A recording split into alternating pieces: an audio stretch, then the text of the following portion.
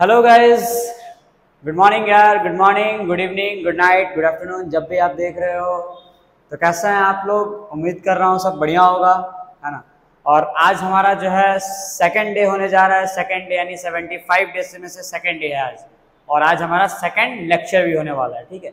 तो इसके पहले वाले लेक्चर के अंदर हमने रियल नंबर स्टार्ट किया था, उसके इंपॉर्टेंट पॉइंट्स लिखवाए थे मैंने, कुछ कंसेप्ट भी पढ़ाए हुए थे उसके अंदर, ठीक है। और आज ये सेकंड लेक्चर में जा रहा है। तो आपने जिन लोगों ने अगर पार्ट 1 अगर मिस किया, डे 1 है ना, आप अगर ज्वाइन कर रहे हो तो डे 1 डे 2 आप डे 75 तक कंटिन्यू करना, ये आपको एक अच्छा रिजल्ट ला कर देगा, ठीक है। तो आज हमारा सेकंड डे होने जा रहा है, तो अपन शुरू कर। जैसे मैंने आपको प्रॉमिस कर रखा है कि मैं आपको 75 डेज तक हर रोज एक वीडियो लाकर दूंगा जो लेस देन 20 मिनट के अंदर आपको एक कंसेप्चुअल क्लैरिटी देके जाएगा, आपको एक अच्छा नॉलेज देके जाएगा। तो मैं उसके अकॉर्डिंग आज हमारा सेकंड डे और सेकंड लेक्चर हम लेकर आएंगे। क्लियर? पहला लेक्चर ऑलरेडी अपलोड कर चुका हूँ, सेकंड लेक्चर अब मैं ये अगर प्रॉमिस कर रहा हूँ तो मैं आपसे भी एक्सपेक्ट कर रहा हूँ कि हाँ आप भी नोट्स वगैरह बनाओगे, चीज़ों को ढंग से लिखोगे, है ना, और कंप्लीट करोगे साथ साथ में, ठीक।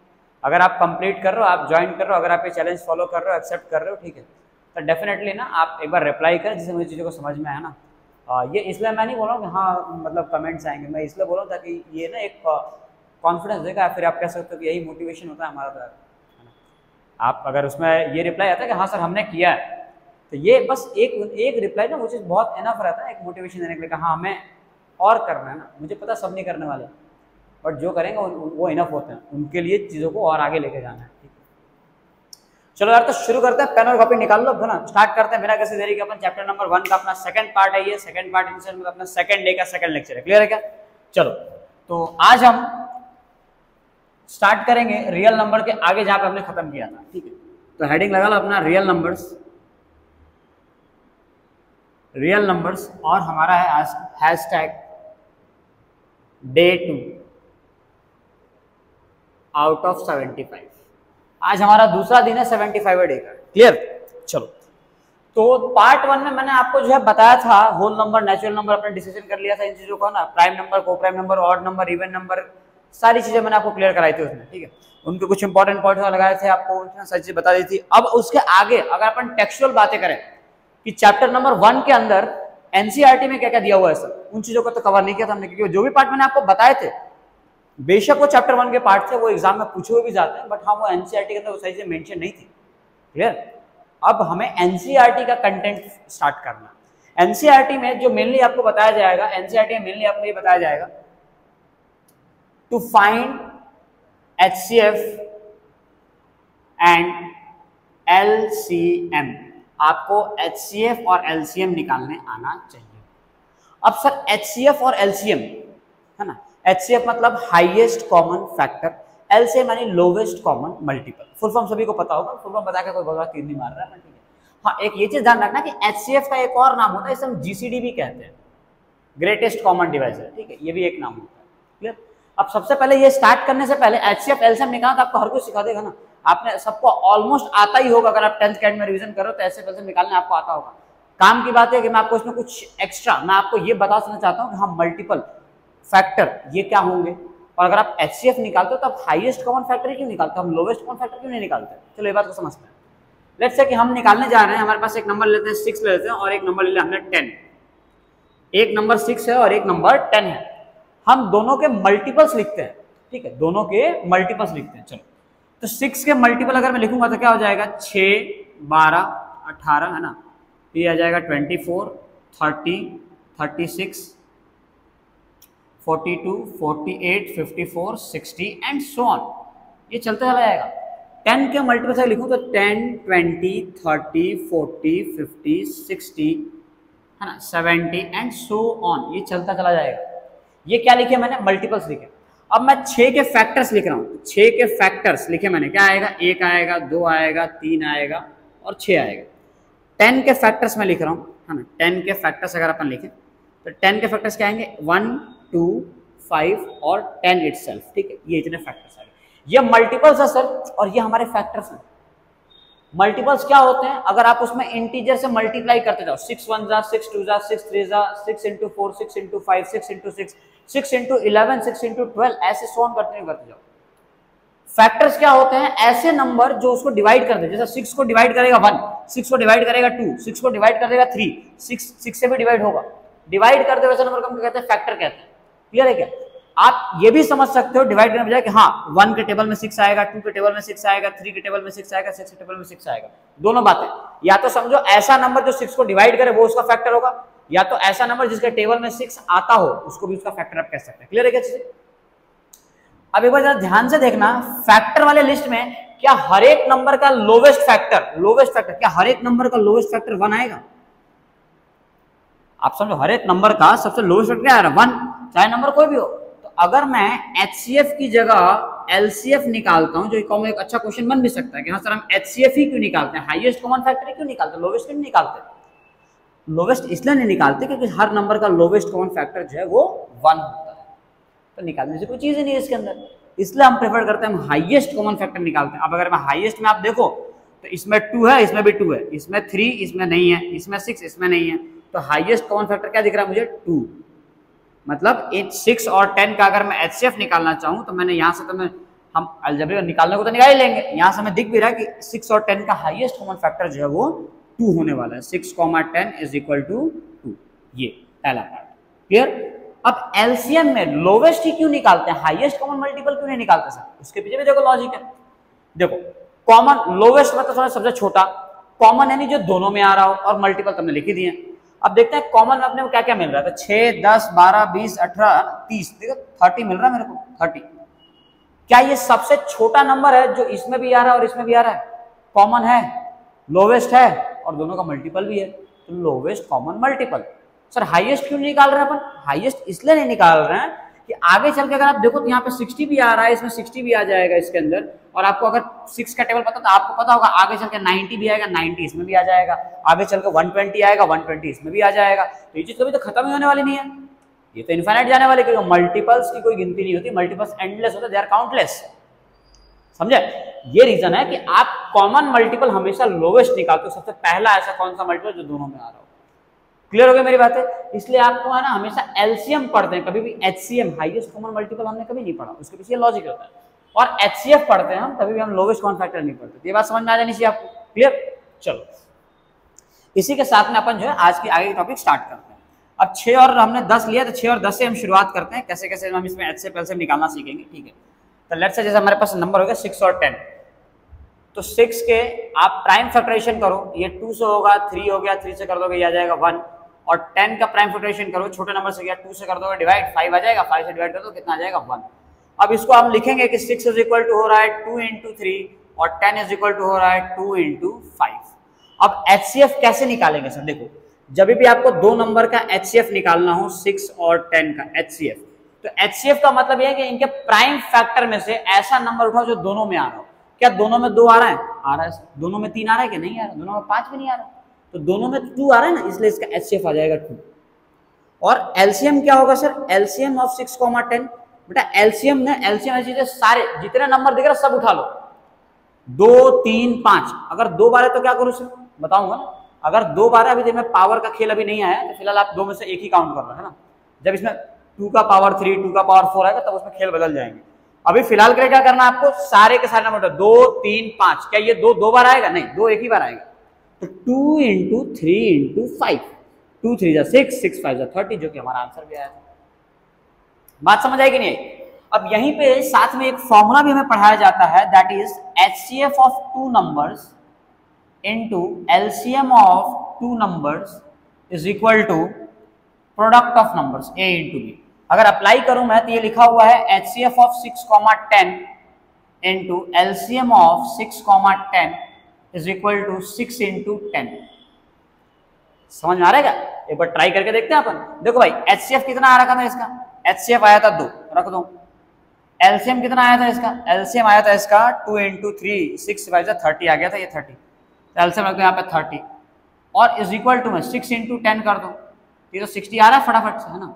और आप इस साइड देखो 2 × 30, ये भी 60 आ रहा है।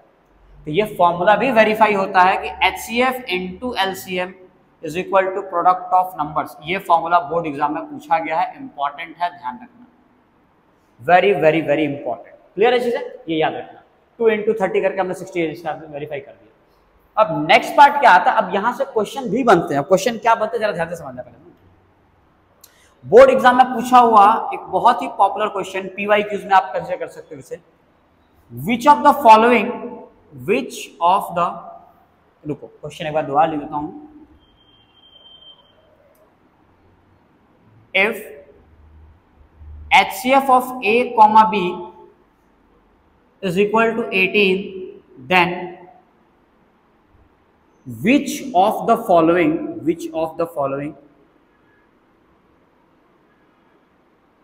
can't be the LCM of A, B? ठीक है, ये क्वेश्चन है। अगर दो नंबर का HCF 18 है तो इनमें से कौन सा ऑप्शन उनका LCM कभी नहीं हो सकता। ठीक है, ऑप्शन में आपको यहाँ से आराम से 36 दे दिया आगे, मान लो ना, आपको जो है 78 दे रखा है, आपको जो है 54 दे रखा है, आपको जो है ऑप्शन 90 भी दे रखा है। कैसे पता करेंगे कि इनमें से कौन सा 18 अगर HCF है तो LCM कौन सा नहीं होगा? इसका बहुत ही आसान सा लॉजिक है, आपको ये बात हमेशा ध्यान रखना है। यहाँ पे मैं आपको नॉलेज क्लाउड बना के दे रहा हूँ। HCF is a factor of LCM,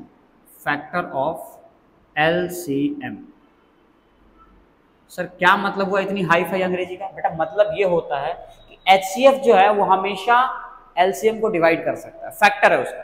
आप देखो क्या 18 फैक्टर है, फिर टेबल ही समझ सकते हो। 18 क्या 30 से डिवाइड कर देगा? हाँ कर देगा। 18 78 को डिवाइड नहीं कर सकता, लेकिन 18 3 जा 54, 18 5 जा 90। तो सारे के सारे नंबर डिवाइड हो रहे हैं सिर्फ B को छोड़ के। मतलब अगर कोई भी दो नंबर, मैं दो नंबर का हमें पता तो है नहीं, तो दो नंबर का HCF अगर 18 दिया हुआ है तो उसका LCM 36 हो सकता है, 54 भी उसका LCM हो सकता है और 90 भी उसका LCM हो सकता है, डिपेंड करेगा नंबर पे। लेकिन 78 कभी उसका ऑप्शन LCM नहीं हो सकता। इसका मतलब ये राइट आंसर है, ध्यान रखना।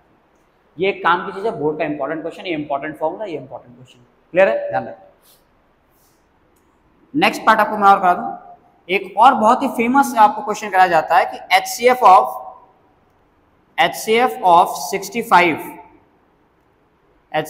65 and 117 is expressed as 65m minus 117, then find the value of m। अब ये सवाल कैसे करेंगे, ध्यान से देखना। 65 और 117 का आपको जो HCF है वो इस फॉर्म में लिखा जा रहा है। तो पहले तो मैं 65 और 117 का HCF निकाल लूंगा। 65 को मैं लिखा 5 से, तो 5 इंटू 13 से कर दोगे तो ये आ जाएगा 1। और 117 को भी अगर आप देखो, इसको अगर आप 3 से करोगे, 3 से 9 और 3 9 जा, फिर 3 से कर दिया आगे 13 और 13 से कर दिया कितना आ गया 1। तो यहाँ पे हमें दिख रहा है 65 इज इक्वल टू, 65 में क्या क्या मिला हमें?